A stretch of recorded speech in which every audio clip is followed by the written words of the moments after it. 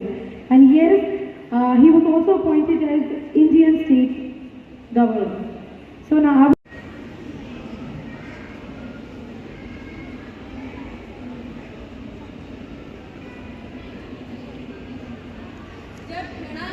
मृत्यु के 72 वर्षों पश्चात पुनः भारत की धरा पर।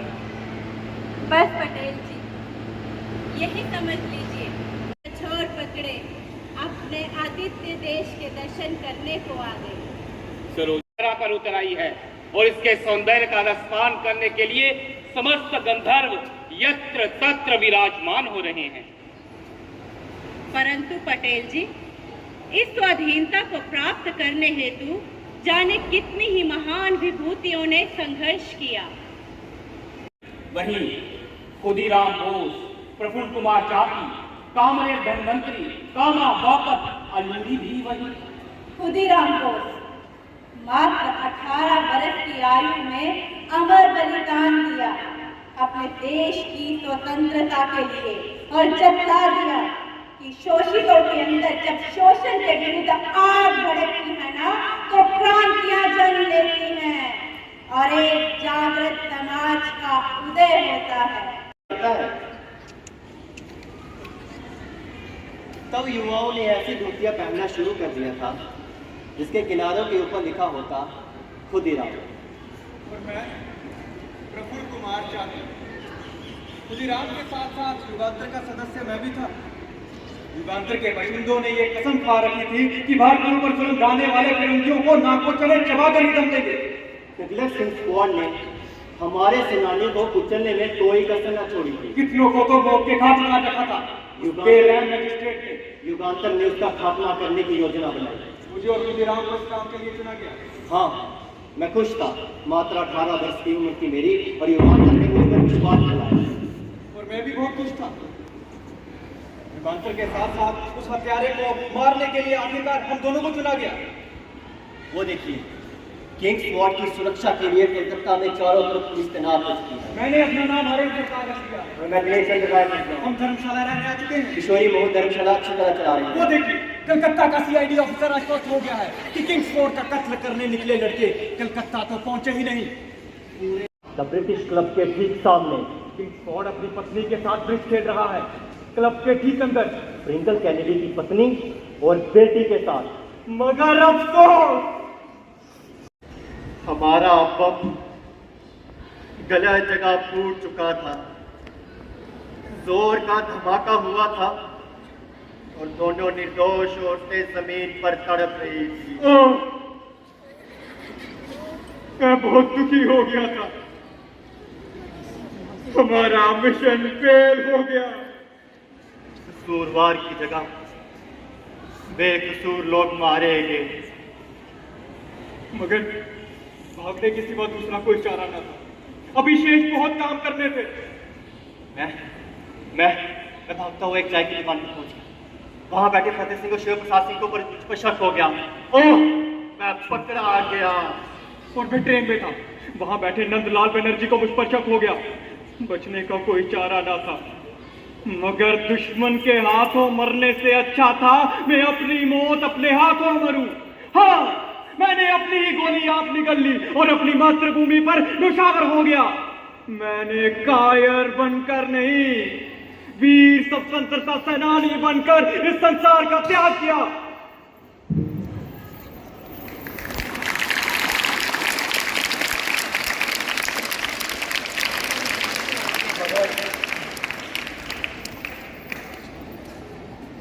फिरंगियों का खौफ तो देखो। मेरे मित्र निकल चुके होते हैं, वो मर कर भी अमर हो जाते हैं। ब्रिटिश साम्राज्यवाद मुर्दाबाद।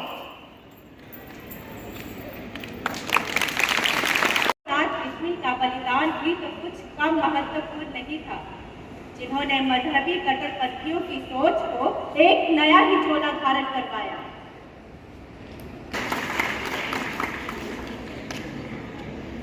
धियो यो न प्रचोदयात्।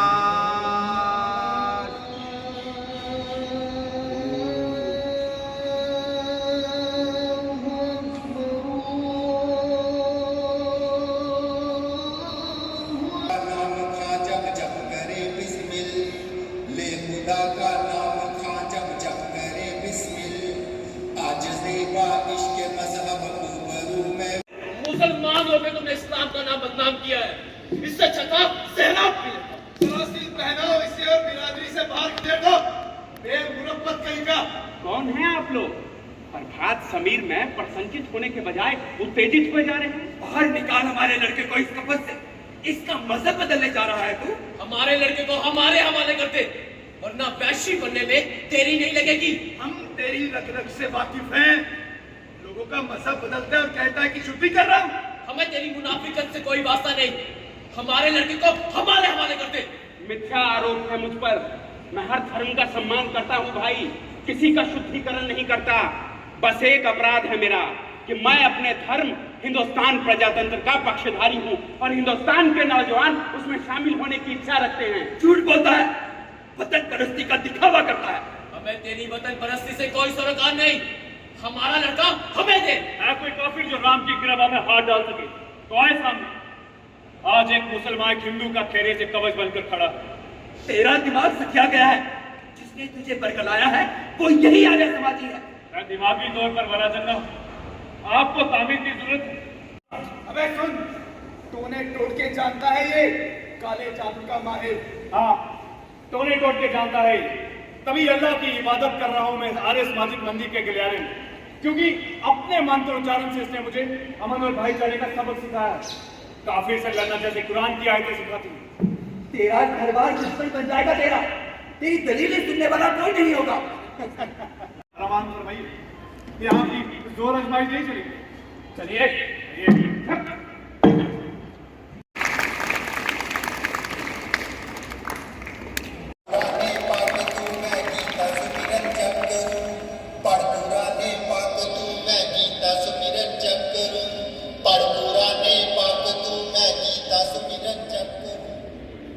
उत्तर भारत को दक्षिण भारत से पूर्णतः अलग करता है। आपका यह गांव दक्षिण भारत की प्रगति में बाधा डाल सकता है। और हम इस बात से इनकार करते हैं। हैदराबाद भारत का गुलाम नहीं हो सकता। हैदराबाद आजाद था, आजाद है और आजाद रहेगा। तो क्या यह सच नहीं कि आप पाकिस्तान का समर्थन कर रहे हैं और लोन के रूप में उसे एक मोटी रकम भेजती है? ये हमारा जाती मसला है। इस पर बात ना हो तो बेहतर है। अब जा सकते हैं। तो ठीक है, शांति नहीं तो अब बाहुबल ही हमारा शस्त्र होगा। हमें दक्षिण भारत के मार्ग में रोड़े पसंद नहीं। हमारी सेना ने आपके राज्य के विरुद्ध ऑपरेशन पोलो छेड़ दिया है खान साहब। और आपकी आर्मी को हमारे रजाकार बाखूबी जवाब दे रहे हैं। राजनीति का खेल हम भी भली भांति जानते हैं। आपके राज्य में अराजकता फैल चुकी है, चारों ओर लहू बह रहा है। हिंसा हमारा उद्देश्य कभी नहीं था, मगर अहिंसा आपको रास्ते नहीं आई। या तो जीत प्रीति के बल पर या तेरा पत्तू में तस्कर। पटेल जी, हमें ये भाषणबाजी पसंद नहीं। हमारे 42 जवान शहीद हुए हैं खान साहब, मगर अफसोस आपने तो अपने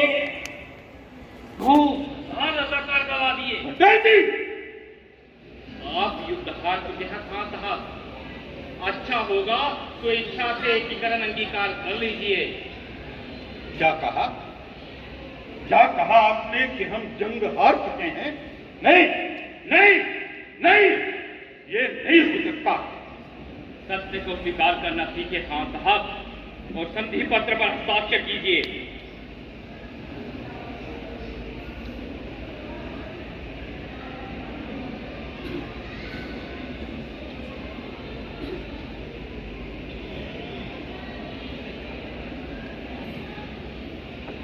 हमें माफ कर दीजिए पटेल जी, गलत थी। सुबह का भूला शाम को घर लौट आए तो उसे भूला नहीं कहते। आपकी कोई गलती नहीं। आइए। परंतु कैसे? फसलें स्वयं उगाकर, किचन गार्डन का कंसेप्ट हर घर में ढाल कर, जितनी भी अनुपयोगी धरती है उस पर खेती करनी। मैं स्वयं अपने प्रधानमंत्री आवास के बगीचे में हल चलाऊंगा और अन्न उत्पन्न करूंगा। स्वयं उगाकर? अनुपम, शास्त्री जी अनुपम। एक बात और नेताजी। वो क्या शास्त्री जी? अपने देश का अन्न बचाने हेतु मैं जनता से अपील करूंगा कि सप्ताह में कम से कम एक बार व्रत अवश्य रखें। व्रत? पर पहले तो ऐसा किसी ने नहीं सोचा। इसीलिए इस बात की पहल मैं अपने ही परिवार से करूंगा। अपने परिवार से? मेरा परिवार व्रत रखेगा तो हमारी जनता को प्रोत्साहन मिलेगा। जो कार्य हम दूसरों से करने की अपेक्षा करते हैं, आवश्यक है उसका श्री गणेश पहले हमारे ही हाथों से हो। ओह, आप धन्य हैं साथी, आप धन्य हैं। फ्लैट टॉप के कब्जा कीजिएगा, हम बिल्कुल भी नहीं जीत पाएंगे। और फिर अन्य कमी जख्मी है सर।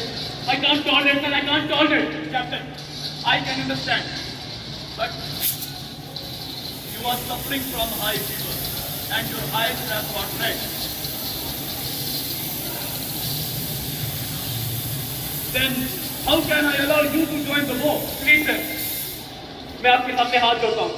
मैं पॉइंट 4875 में कब्जा करके जब लूंगा और पॉइंट 5140 में जल्दी आपको मेरी गूंज सुनाई देगी।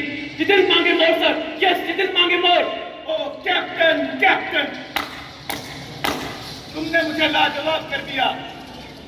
कितनी खुश नसीब है ये भारत माता कि तुम्हारे जैसा सपूत उसकी मिट्टी में पैदा हुआ।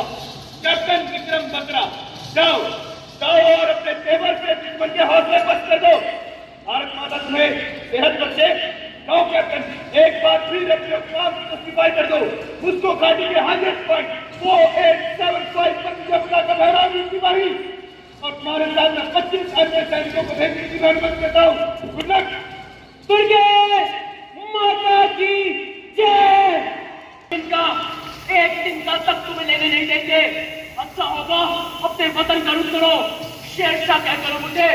देखो एक नहीं सैकड़ों शेरशाह अपना जोहर दिखाने के लिए अपने अपने वीरों से निकल पड़े हैं। सिपाहियों, दुश्मन के जितने भी बंकर दिखाई दे उड़ा डालो। खुद पड़ी है, कुछ भी नहीं दिखाई दे रहा। आगे बढ़ो। सांस फूल रही है सिपाहियों, लेकिन घबराना नहीं। अपनी नस नाड़ियों में नए प्राण बढ़ो। आज मेरी भारत माँ की रक्षा पर प्रश्न चिन्ह लगाए घुसपैठियों ने।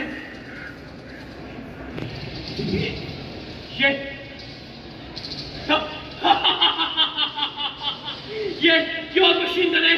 सिपाहियों, दुश्मन का सारा रास्ता टुकड़े टुकड़े कर डालो। रोशनी हो रही है, रोशनी में सब दिखने लगे सर। यहाँ जाइए सर।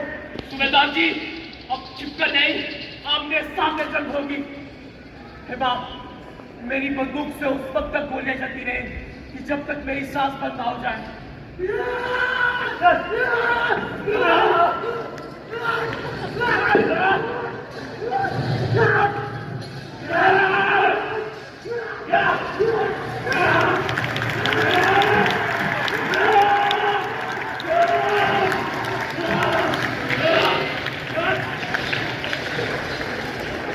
पीछे से मार करता है, पीछे से मार करता है। युद्ध करने निकला घर से और शिकार कीड़ों की तरह करता है।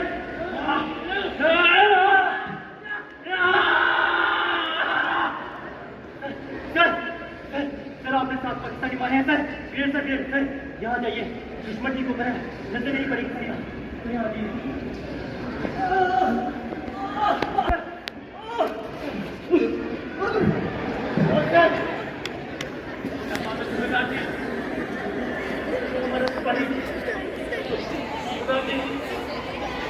उनको गंभीर जख्मी लगता है और ये हमें उसे बचाना होगा।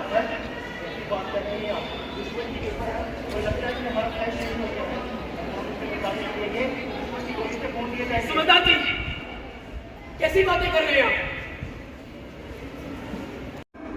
मैंने अपनी बात सच कर दी माँ, मैंने अपनी बात सच कर दी। दुर्गे माता की जय।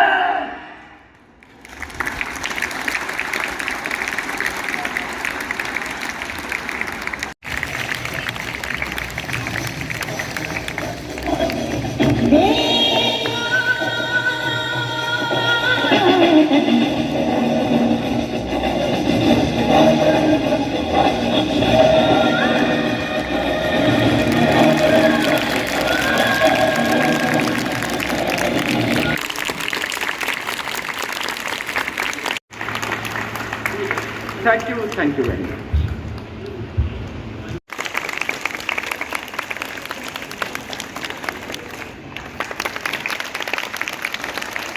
और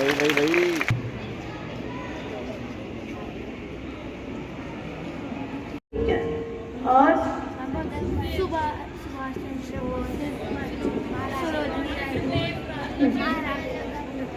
चंद्रशेखर। देखा कि उन्होंने अपनी जान देके स्कूल को बचाया, हमें आज़ादी दिलवाई।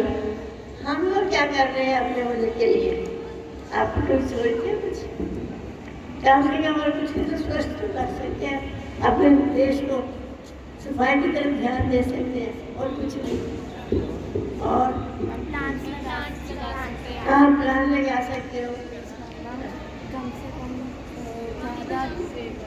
सेव कर सकते हैं, वाटर सेव कर सकते हैं, बहुत अच्छा। और पोल्यूशन भी कम कर सकते हैं, पोल्यूशन प्लांटिंग ट्रीज करते हैं। शाबाश, बहुत अच्छा लगा स्कूल में आए। ये आप काफ़ी अवेयरनेस है, आपने हम जानते हो कि क्या अपने मुल्क के लिए क्या करना चाहिए। जो कहते हैं वो करना भी है, कहने से नहीं होता है, लिखने से नहीं होता है। काफी पर लिख लिया या कह दिया जुबानी नहीं, मैंने सब देखा हुआ, ये जुलूस भी देखी है। क्या कुछ प्रोग्राम आज कहाँ पे ऑर्गेनाइज हुआ और क्या कुछ इसके जरिए मैसेज आपने दिया और क्या मकसद था इस प्रोग्राम का, बताइए। ये आज जो विराज केंद्र कला से आज जो प्रोग्राम प्रदर्शन हुआ है MB इंटरनेशनल स्कूल में, मैं इनको डायरेक्टर और राइटर जितने भी आर्टिस्ट आए हैं स्कूल में और इन्होंने प्रदर्शन बताया है जो 1947 में क्या हुआ था उसके बारे में इन्होंने प्रदर्शन करके दिखाया और बच्चों को ये जानकारी मिली। किताबों में बच्चे पढ़ते हैं लेकिन ये लाइव डेमॉन्स्ट्रेशन जो बच्चों ने देखी कि आज़ादी जो है बड़ी आसानी से नहीं मिली। आज़ादी में बहुत सारी कुर्बानी हुई, देश कैसे आज़ाद हुआ और किस तरह आज 75वां साल जो कंप्लीट हुआ है उसके बारे में इन्होंने सब बताया कि किस तरह से जय जवान जय किसान का नारा बजा, इंदिरा गांधी के ने क्या कहा, किस तरह से उनके डायलॉग्स जो थे, मतलब किस उन्होंने कहा मैं रहूं या ना रहूं, उसके बारे में बताया। इसी तरह सभी प्राइम मिनिस्टरों के बारे में उन्होंने बताया। ये एक बड़ा बच्चों के अंदर मैसेज गया है, बच्चों ने लाइव डेमॉन्स्ट्रेशन देखा है। किताबों में बच्चे पढ़ते हैं लेकिन डेमॉन्स्ट्रेशन लाइव डेमॉन्स्ट्रेशन में बच्चों को ज़्यादा देखने में मिलता है। मैं इतना ही कहूँगा, इनका धन्यवाद भी करूँगा जिन्होंने अपना समय कीमती जहाँ दिया है और बच्चों ने देखा है। सर किस उपलक्ष्य पे आज का ये कार्यक्रम हुआ यहाँ पे और क्या कुछ मैसेज दिया गया बच्चों को? आज़ादी का अमृत महोत्सव 75 साल आज़ादी के पूरे हुए हैं का कार्यक्रम हमारे स्कूल में काफ़ी समय से चल रहा है। इस कार्यक्रम में बच्चों में काफ़ी अवेयरनेस जगाई गई कि किस तरीके से हमें जो आज फ्रीडम मिली है उसके लिए कितनी कीमत अदा करनी पड़ी है। उसी उपलक्ष्य में आज एक और कार्यक्रम किया गया जिसमें बड़े नाटकीय तरीके से विराज कला केंद्र की टीम आई थी जम्मू से। उन्होंने सारे हिस्ट्री के अनसंग हीरोज़ और फ्रीडम स्ट्रगल के बारे में डिस्कस किया। उन्होंने ये भी बताया कि किस तरीके से हमारा जो देश बना, कैसे वो देश 1947 से लेकर अब तक आया, क्या क्या गवर्नमेंट की पॉलिसीज़ आई और कैसे देश को समृद्ध बनाने के लिए सारी सरकारें एकजुट होकर काम करती रही हैं। बच्चों में और अवेयरनेस जागी। यही बच्चे हैं जो कल देश चलाएंगे, देश का भविष्य है। इनको अवेयर करना हमारी रिस्पॉन्सिबिलिटी है और विराज कला केंद्र के टीम ने आज बहुत ही अच्छे तरीके से, बड़े नाटकीय तरीके से इन बच्चों को मोटिवेट किया और अवेयर किया और बच्चों ने भी प्रॉमिस किया कि वो आने वाले टाइम में अपनी रिस्पॉन्सिबिलिटीज़ को बड़े अच्छे से निभाएंगे। धन्यवाद।